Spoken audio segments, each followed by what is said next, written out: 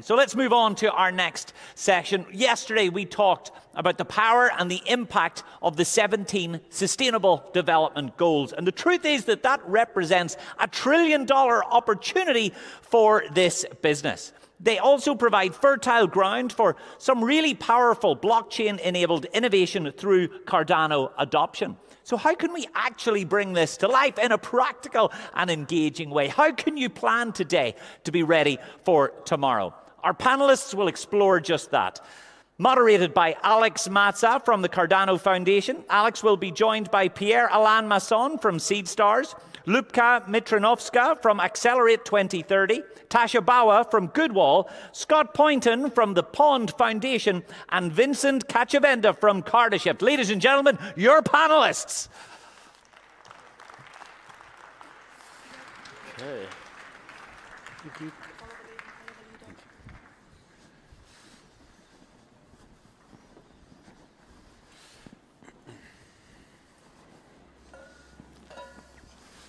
Hello, everyone. I hope you're having a fantastic time at the Cardano Summit on day 2, and we're about to wrap up. So thank you for joining this session on sustainability and businesses building in that space. My name is Alex Maaza. I spearhead a lot of the work that the Cardano Foundation is doing in the topic of sustainability in the broadest sense of the word. So whether it's the sustainability of the blockchain when it looks at energy consumption, its durability over time, but also, and what we'll be focusing on in this session, sustainability through the blockchain. Whether we apply this technology to sustainable value chains, financial systems, etc., we want to realize the Cardano vision, which is building a new social and financial operating system for the 21st century to match the challenges that we have today.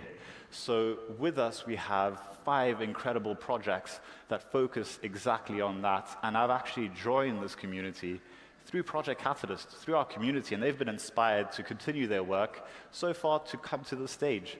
So what I'll do is just let each panelist introduce themselves, their project, and then we'll get going.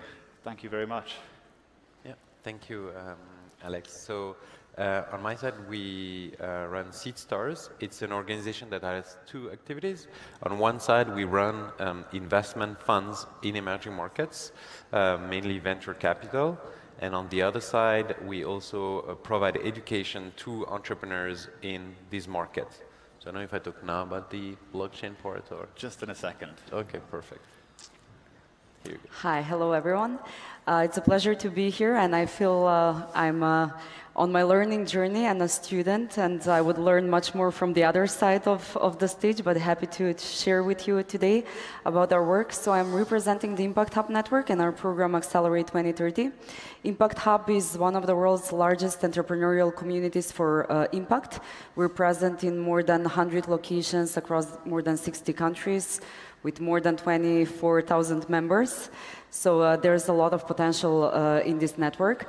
I'm working with Impact Hub Geneva, and together with the United Nations Development Program in 2016, we launched Accelerate 2030, which is a program that I lead, and is focused on identifying entrepreneurs across the global south or global majority that have solutions towards the sustainable development goals, and we work with them to help them scale their impact. So the program started in 2016 with the mission to accelerate the achievement of the SDGs or Agenda 2030 through entrepreneurship. And so far we've implemented it across 33 countries and supported nearly 500 entrepreneurs. So we've just embarked on this learning journey to see how blockchain and new technologies can amplify impact. Taha. Thank you so much for having me. I'm Taha, co-founder of Goodwall. What we do at Goodwall is we leverage mobile-first technology as well as an ecosystem of partners to help over 2 million young people upskill themselves, showcase their skills, and then connect to opportunities, all within a safe, positive community. What we're trying to do is move beyond the resume as a way to identify talent and actually leverage skills to be able to match youth to opportunities, whether they be entrepreneurial. Today we're giving out funding, micro-funding for ideas every day, or to remote or local opportunities within the future of work based on their skills and not based on where they studied, who they know, or where they were born. Yeah. So very, very happy to be here today. Thanks, Alex. And my name's Scott Poynton. I'm from the Pond Foundation. I've spent much of the last 30 years working on supply chains and trying to support companies in their responsible sourcing. All those years ago, no one really talked about that, and there was many claims emerged about all the great things that companies were doing on environmental issues and social issues. Certification emerged as a way of trying to prove that. 20 years ago, I dived into certification and thought it was a marvellous way and we could bring change in the world. 10 years into that journey, I realised it was just a false promise. Certification is broken. It's a massive greenwash. And what I'm interested in working with the partners that I've happily got around me who know a lot more about blockchain and technology than I do, my role is really to work on the ground in the field. But with the partners that I'm working with, building a verification system, a globally decentralized network of verification players who can cut through the greenwash and actually verify what's happening on the ground so that when companies make claims, they can be verified as true, not compromised and not conflicted as we're seeing with certification. Thank you. And hello everybody, thanks for having me, and thank you Alex for putting the panel up. I think you did a great job. So actually, I'm Vincent over at Cardashift. We do mainly two things. On the one hand, we help impact mission-driven companies or organizations taking the step towards Web3 and all the tools and opportunities it lies within, especially when it comes down to scaling a business model or at least engaging with a community of citizens alongside your project. And on the other hand, what we do is we develop the tools to measure value and ultimately, who knows, monetize impact with it, social and environmental. I think that's the biggest topic we have as of today, and we are working with a lot of partners, a lot of projects here in the room too, to find the best way to do that and make it happen. Thank you so much to all our panelists. We're really blessed to have you here with us today, and we'll kick off the conversation with you, Ljupka. Could you tell us a bit about your experience with Project Catalyst and how it's helped inform some of the insights that Impact Hub has in terms of blockchain technology and impact-focused startups in emerging economies? Yes, sure. So we are actually quite a newcomer to your community. We met with one of the members of your community, shout out to Yoram there, who we met at the at the Building Bridges Week in Geneva, which is kind of a moment where the finance community comes with the development community and we bring the entrepreneurs, the voices and the needs of the entrepreneurs to the conversation. And so we started a conversation to learn more about Project Catalyst and blockchain. It was something that we were already curious about, to explore how new technologies can help in amplifying impact, because for us, it's always been impact first and then how technology is just an enabler and driver of that. So we started with learning. We submitted a few projects to Project Catalyst. We got a few approved. And the first step was to really understand what is the potential in two major ways for us as a program, as an impact infrastructure. How can we use it to measure our impact better, to potentially integrate innovative financing vehicles within the program? And also when it comes directly to the entrepreneurs and how we pass on some of the knowledge or the networks and case studies to them, and what are the best use cases for them as well. So we started with first researching the needs of entrepreneurs to understand where do they struggle, what are their challenges, and what are the biggest opportunities for blockchain and Cardano.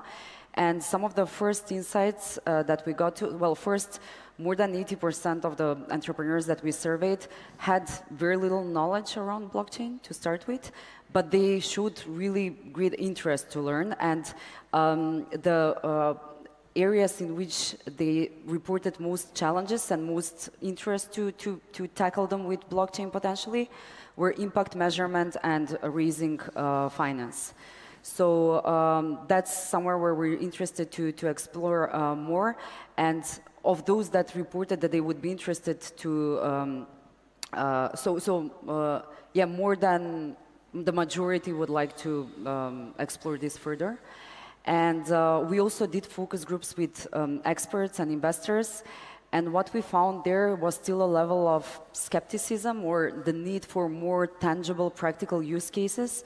And I wish more of them were here today with us, because just going to 2 sessions previously, I saw a lot of innovative solutions and use cases.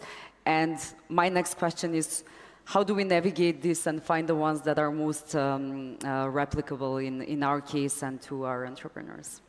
Thank you, Ljupka. And really, we tend to think about interoperability between blockchains, but really what we also need to think about is interoperability between our world, the crypto and blockchain world, and the real world, or everything outside the metaverse.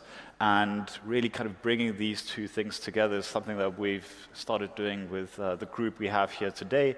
And really, part of what Cardashift is doing is helping organizations transition from Web 2 to Web 3, specifically with startup projects that focus on socially and environmentally conscious goals. So, Vincent, could you share a little bit about what that journey's been like for you and some of the biggest learnings you've had? Yeah, I think I'm going to jump on what Ljupka just said. Like, we did a first call of startup back in March, April. We had over 150 applicants, mostly real-world companies, mostly startups. Some of them are a bit a later stage, but at the end of the day, they were just all trying to have their positive impact, whether it be on the plastic pollution or on the fact that everybody is able to have access to finance. It really depends. It was really diverse and large. And the biggest learning for us was, at first, we were thinking, yeah, most of the project will seek for fundings, because they are prioritizing their impact. Basically, they have lower profits, so they're not that much interesting for traditional investors and VCs. So, but at the end of the day, yeah, that's the case, but that's not the only thing they were looking for.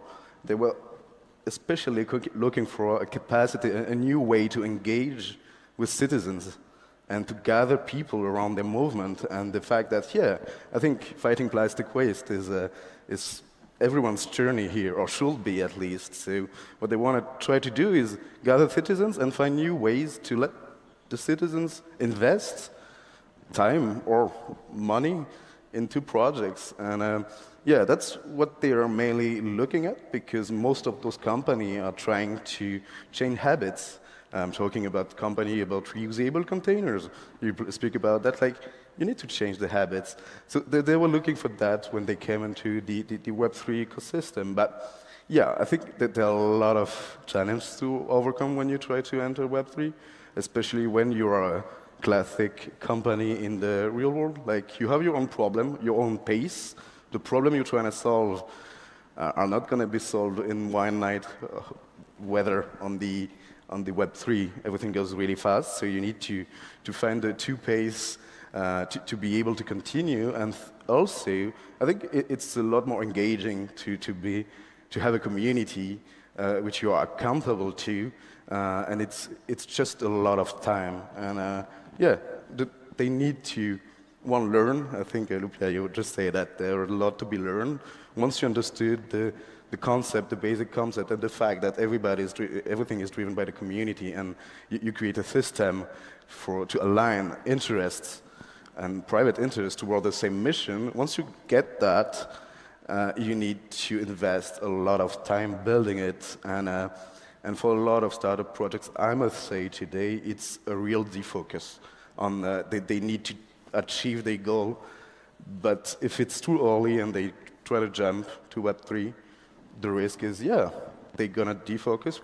We had one startup which needed to step down because, yeah, they went, hey, I need the time to focus on my thing. Web3 is a whole new thing. I need a whole new team, whole new skill set. It's not that easy. So yeah. So hearing a lot of topics circling around education competences, skills, and we know how real the digital divide is across the world as we want to attract more and more people, more builders from diverse areas trying to solve really local problems and essentially decentralizing the blockchain project in that sense.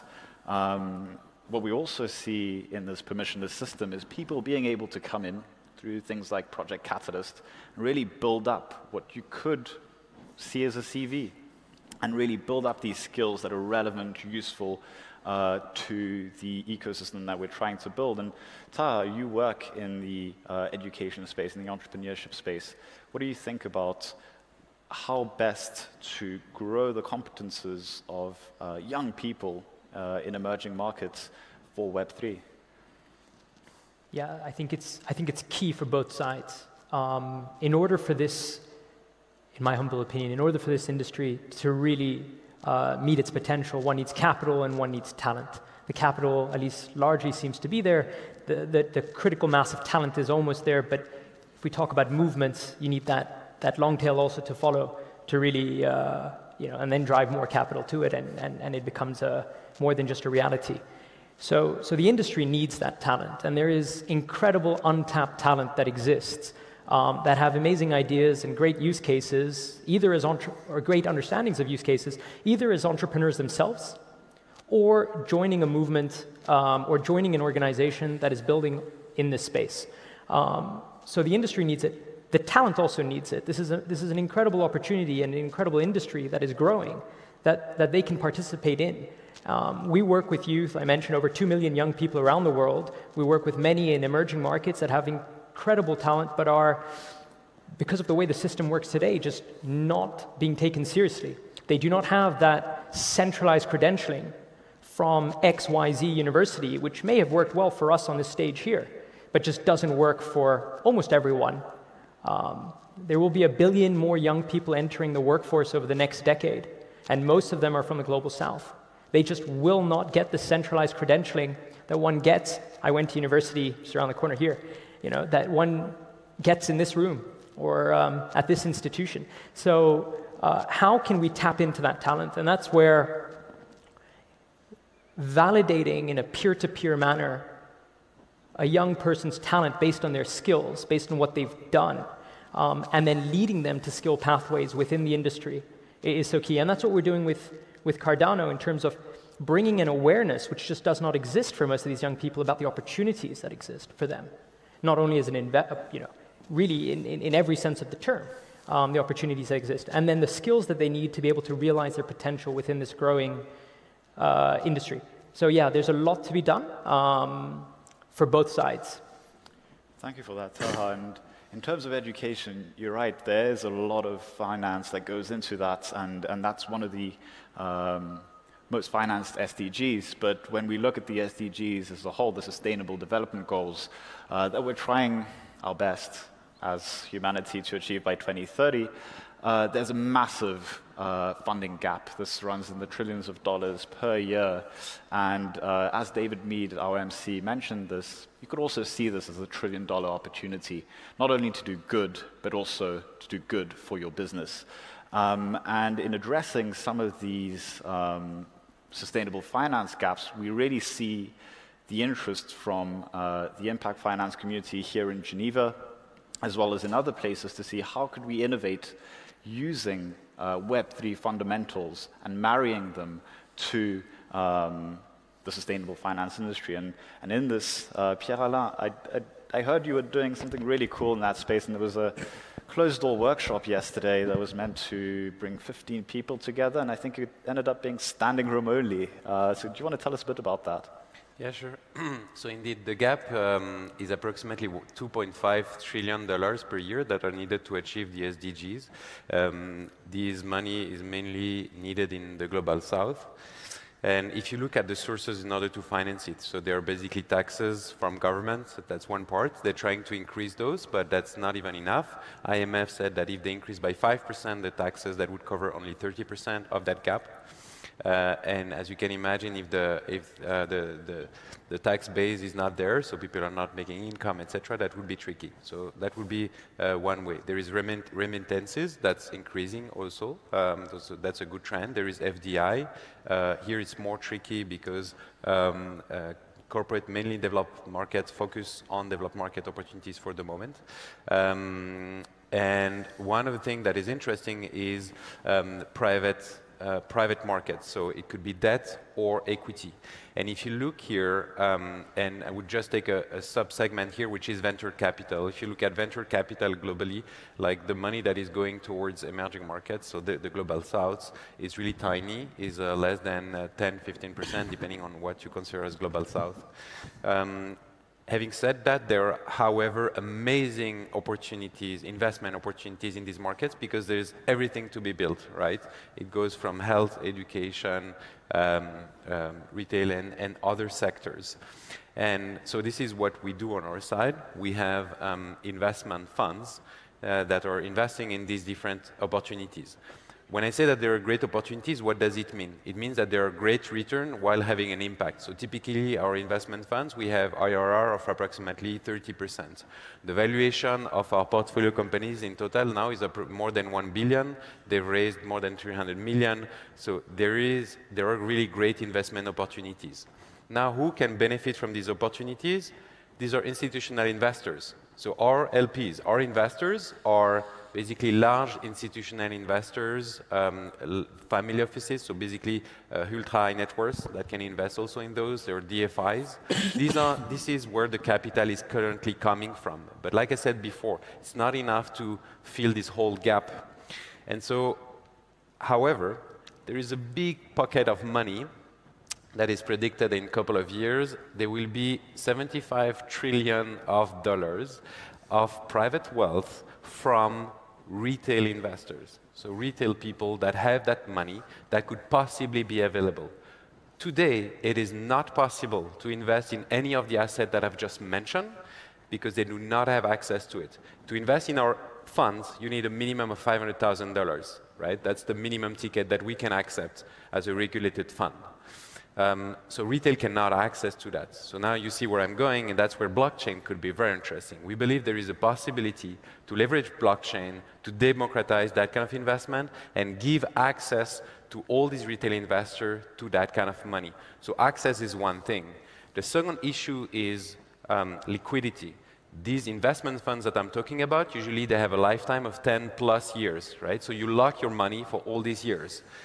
Possibly with blockchain, again, if we have a token that gives you, or it could be NFT, for example, that's what we're working on, that gives you access to these investment opportunities, tomorrow you could trade that assets. And that becomes suddenly a liquid asset, right, that is tradable. So again, for retail investors, that's a lower risk for them, and that's something that opens a lot of doors. So I think this is one of the things we're trying to work on and trying to give access to retail investors to unlock the capital for this $1 trillion opportunity, basically.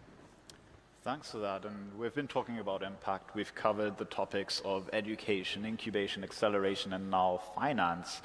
But there's a lot of skepticism about impact. There's a lot of issues around greenwashing and how damaging that can be to brands.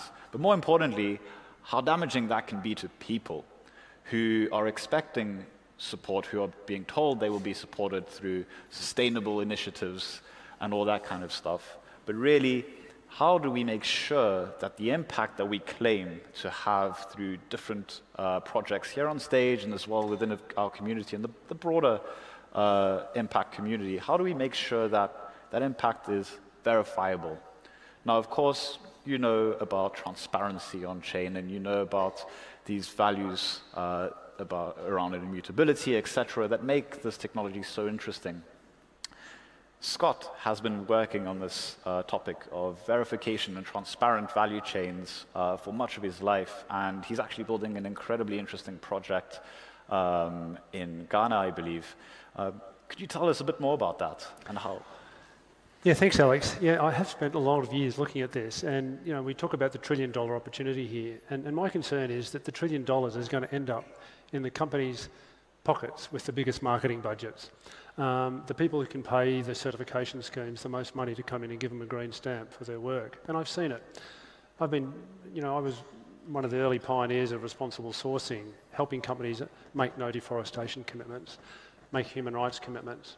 And the way they tried to verify those processes was through certification. And the problem with there's many problems with certification, but one of the biggest ones is that I pay Taha to tell me I'm doing a good job. And of course, if he doesn't tell me I'm doing a good job, I'll say, sorry, buddy, could you tell me I'm doing a good job? So the whole thing is absolutely corrupted. The whole process just doesn't work. Whenever I go into a shop and I see a certified label on a product, I wonder immediately, if it's really true. Because I spent my life out in the bush, and I've worked with large companies like Nestle, Danone. TFT was the first foundation I set up. We were impacting over $1 trillion worth of supply chain transactions every year, looking at their environmental and social credentials. And you can only do that when you've got eyes on the ground, and you've got verifiers who are not conflicted. I wrote a book about this in 2015 called Beyond Certification. It's freely available. We made it free. I encourage people to have a look at it. You'll learn some of the problems with certification. And in 2016, I first heard about this crazy new technology called blockchain. And I'm like, what the heck is that? And I read a few papers and it went straight over my head. But I got the essence of this whole idea of transparency and of global decentralized networks. And I wrote a little blog saying, I predict that in 10 years' time, the blockchain will replace certification as a means of verification. Well, we're 6 years into that journey, and sadly, we haven't travelled very far. I think most people who are looking at the blockchain are looking at money and things like this. And this is why I've been very encouraged to come to the Cardano community, Project Catalyst. Again, Yoram has helped me learn about this because it seems that maybe singularly amongst blockchain community, Cardano is very focused on creating impact for good. And through the work that I'm doing in Ghana and with Yoram and Magnus, we've set up a little, it's not really an organisation, it's just a network. We're calling it Earth Trust. And the whole idea of Earth Trust is to support companies who want to be transparent, who don't want to just put glossy reports on their website, who want to put data on the blockchain so that a globally decentralised community can look at that data and say, well, you're drawing the wrong interpretations. I don't think actually you're doing all of those things. But we need a pilot for this, and we're very blessed to have made a partnership. A company that the Pond Foundation is working with in Ghana is called What If Foods. It's a Singaporean startup company led by a very inspirational group of people. And Chris Langwaldner is the CEO. And I said, Chris, listen, you're making all of these claims about regenerative agriculture and how you're going to support the communities in Ghana. That's terrific. And you're asking me to go out there and do that for you. So I know that it's happening on the ground because we're doing it. But when you've got a customer in the US well, they're not in Europe yet because of strange European regulations, but in Asia and the US, they see the packet. How do they know? How does a customer know that you're not just greenwashing like everybody else? Why don't we get a project on the Cardano blockchain where we can share the information that we're doing on the ground? We can show photos of what we're doing. We can put data. For example, we want to bring life back to the destroyed soils.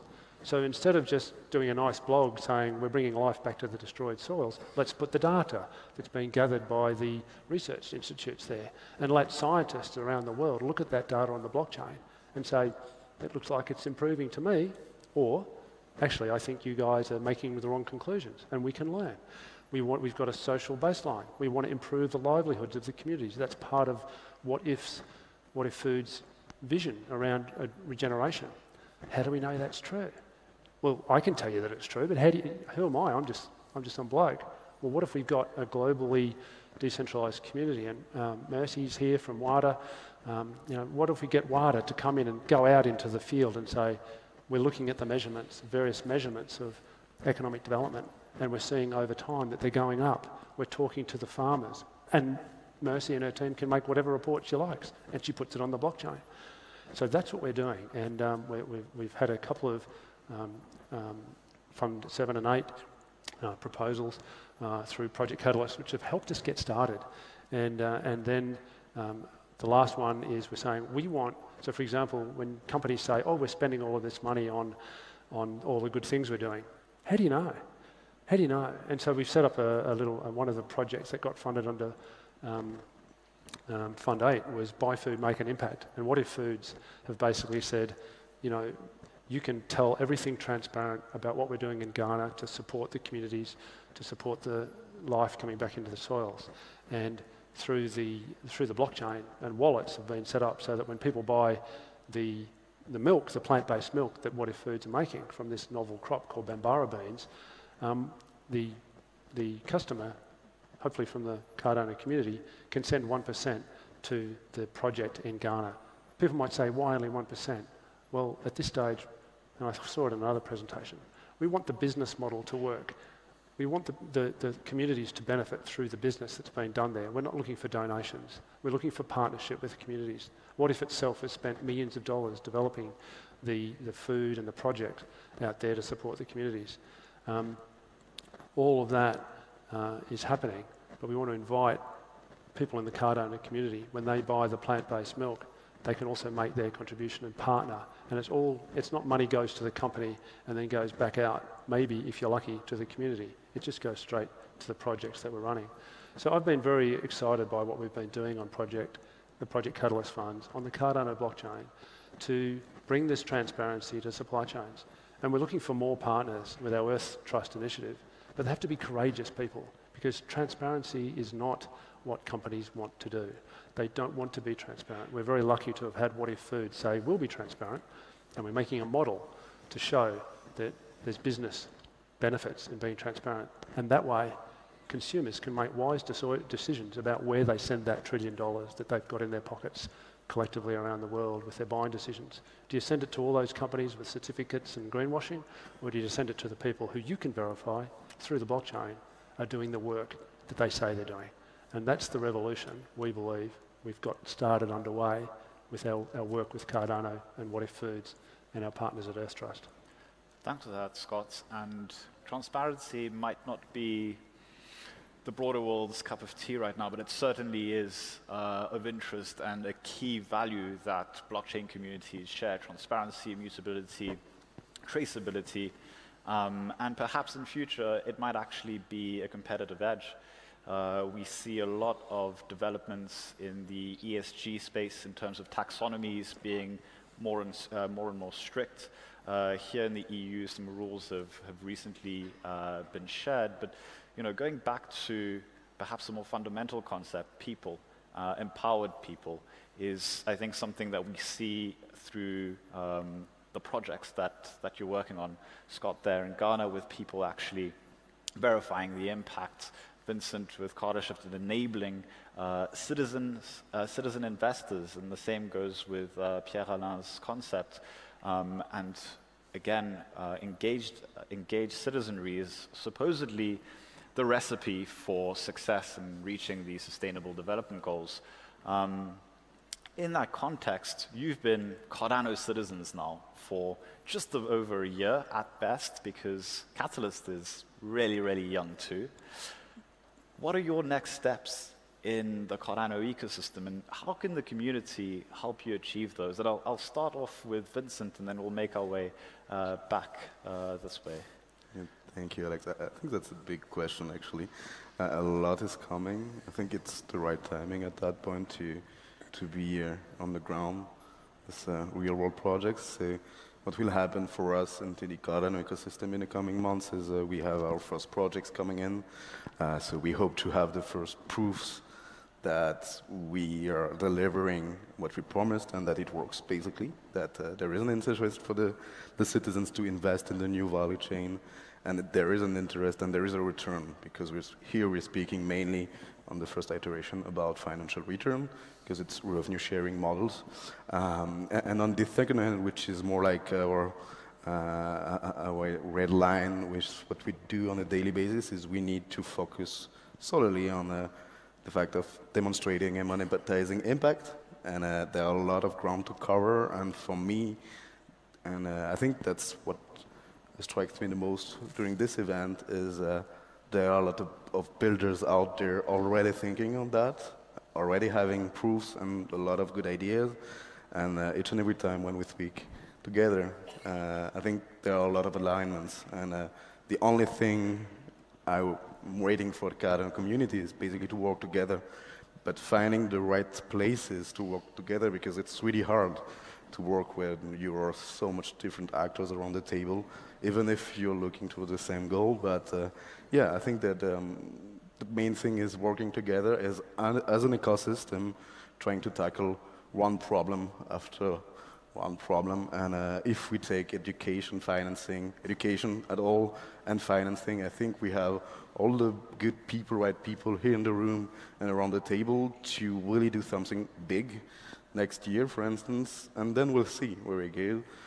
The only thing is everybody needs to be happy, and we need to align the interest, which is basically what blockchain as a tool lets us do, I think.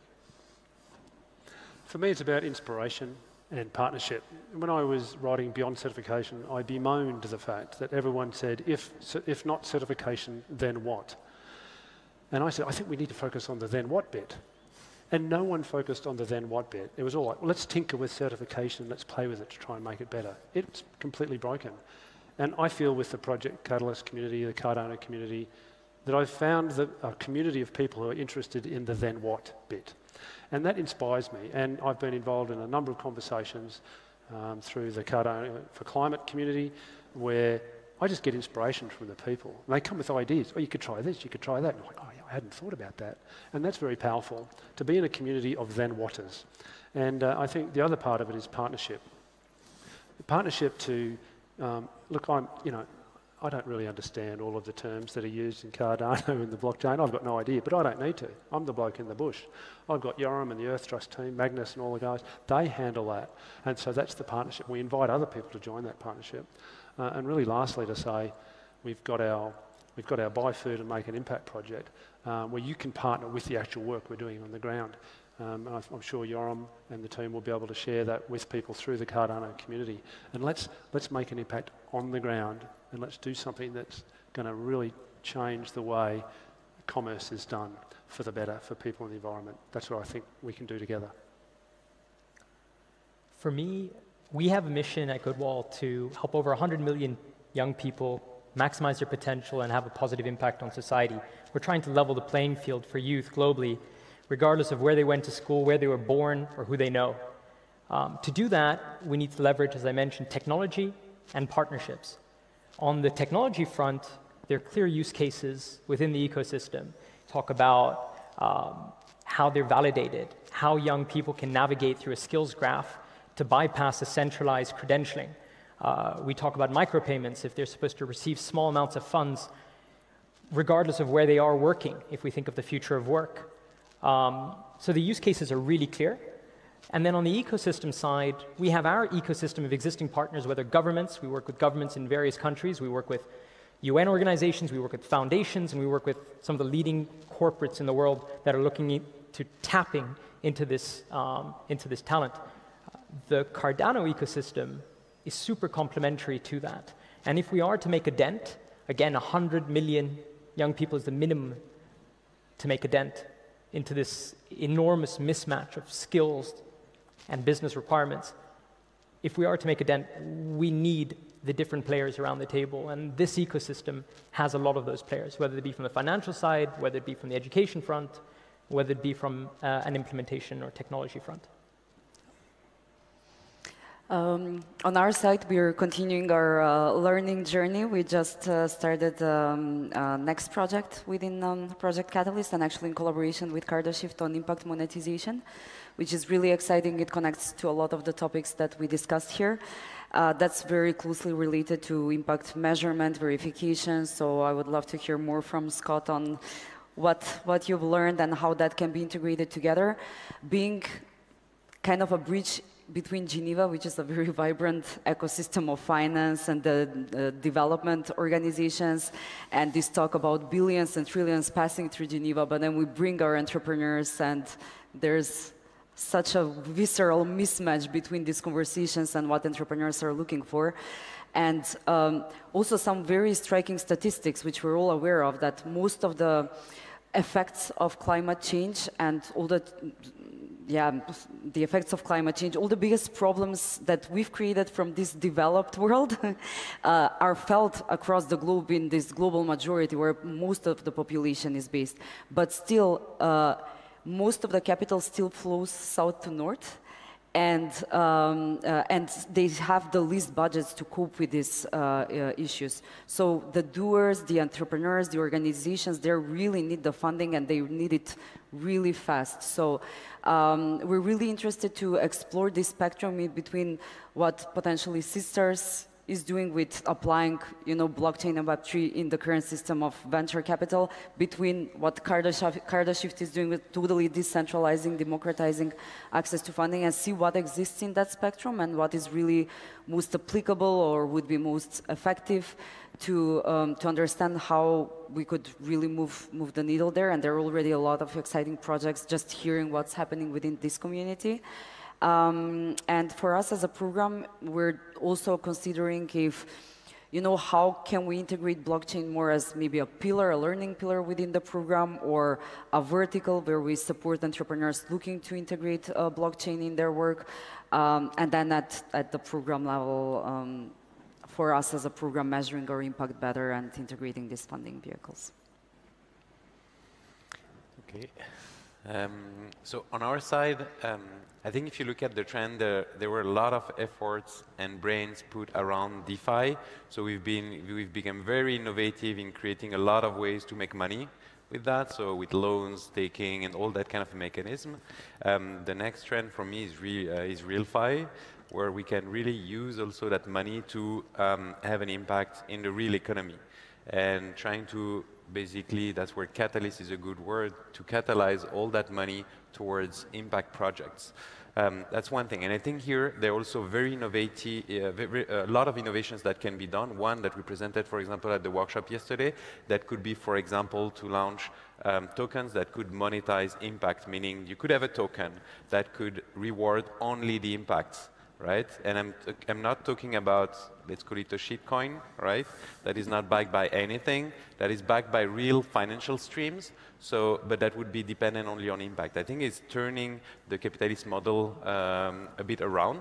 And I think we have typically the thing we've presented yesterday would go in that direction. So it's continue to work on that direction and making sure that impact remains our main objective, with all the challenges of impact measurement that we've addressed, of course, that we need to tackle.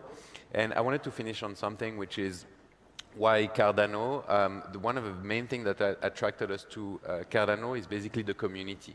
And at Seedstars, we like this sentence from Margaret Mead that said, never doubt that a small amount of committed citizen can change the world.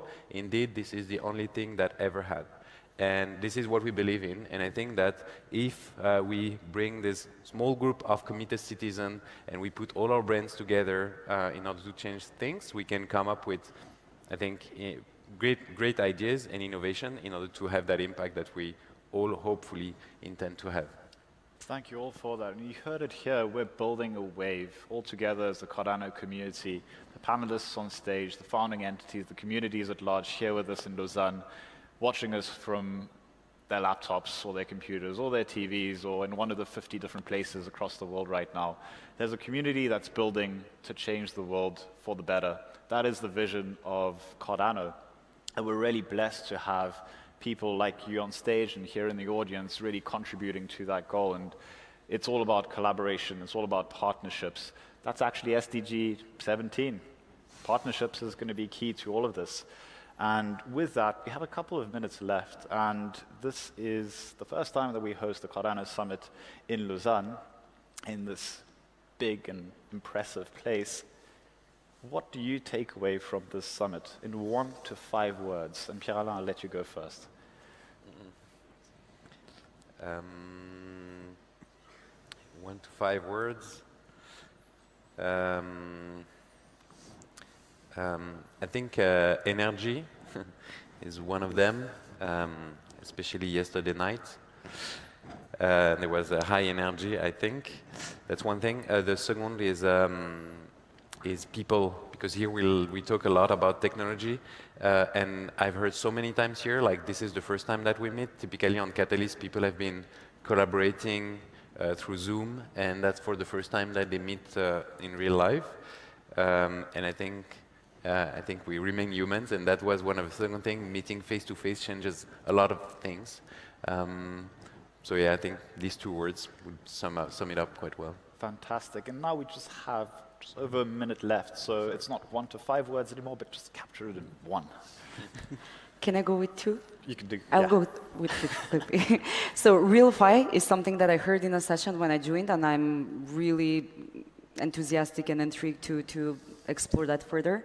Collaboration, it's actually, when we were onboarded on the community, they were like, there's a lot of collaboration, but we actually got to experience it, and I see it here. And third, I would say values, because technology itself can be used for many different things, but when there are good, strong values at the fundamentals of it, we can do really great things. And I think you're a community that is often challenged on those things, but I'm really happy to see that the people here are really driven by values of impact and collaboration, and for me that's the most striking one. Talent? Scott? That's it? No? We're just getting started, we've got to get on with it. I'd say I'm confident that the collaboration between all the community members will lead to a better future in the short run. Thank you. And thank you all for being here. See you soon.